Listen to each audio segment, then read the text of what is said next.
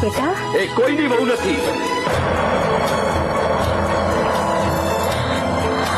એ તો માત્ર એક પવિત્ર આત્મા છે.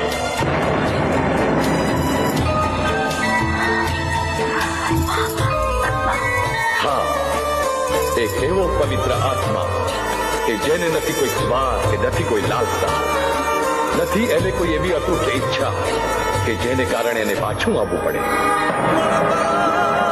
એ તો આવી છે પોતે આપેલું પ્રીતનું વચન નિભાવવા. એ તો આવી છે તમારા ઉજળા કુટુંબની આવડું સાચવવા. એ તો આવી છે બે કુટુંબને એવો દિલાસો આપવા કે એના વગર પણ તમારે જીવવું પડશે. પરંતુ લાગણીઓના બંધનમાં એવી તો બંધાતી ગઈ